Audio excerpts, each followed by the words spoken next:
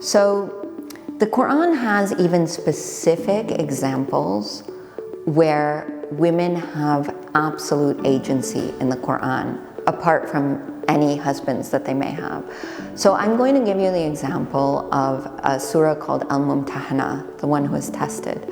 So in this surah, it states that when women come to the believing community and they say that they're believers, they should be tested. Now, note, it's not their husbands, their fathers, or any other man who says that they're who's being tested here. That's the first point. They are themselves tested. They themselves pledge an oath of allegiance directly to the Prophet, as far as I'm aware.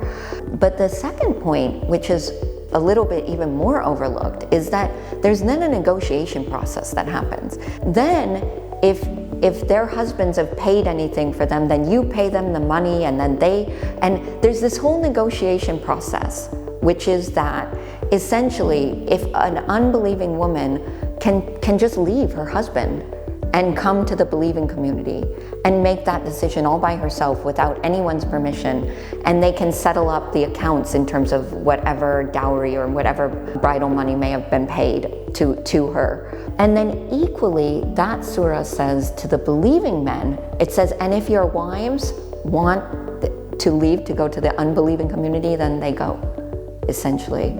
And you settle that up with them in terms of you can ask the unbelievers for. I think that what's so interesting about it is it shows a real practical negotiation in a patriarchal society, a society that is actually the definition of a patriarchy, male-headed households, right? It shows these real practical negotiations. Women actually had freedom. They weren't even being accompanied by a man. They were leaving their husbands all by themselves. They didn't need permission to get divorced. They just were going, right? And the men are actually just supporting them in that choice. There's another surah that I'll give you an example of. Let's see, this one's called Al-Mujadala. That is the debating woman. And it opens with this scene that says that this woman had come to the Prophet complaining about her husband, and God heard her complaint, okay? And then the surah goes on to talk about men who try to divorce their wives using this inappropriate way, like using a formula that they shouldn't use, saying that the wives are like their mothers or something, and then this is supposed to be. But let's take a step back. What has just happened here? A woman is sitting alone with the Prophet, because the dual form is used. There's a dual form in Arabic. It means that there are only two people there. The dual form is used. That woman and the Prophet are sitting alone together. She's complaining about her husband. And you know what?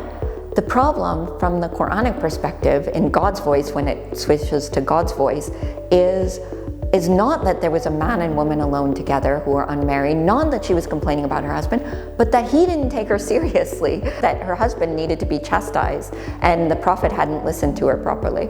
And so actually, you kind of sometimes have to read behind these scenes to see that how much agency women had.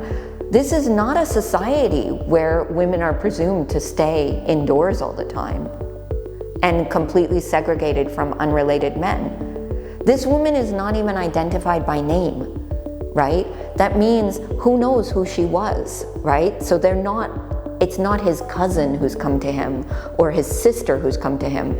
It's just a woman who needed help with this marital problem. And so that really undermines our notion of how we might assume women were treated in 7th century Arabia, because of the way that women are treated were treated since then in some areas.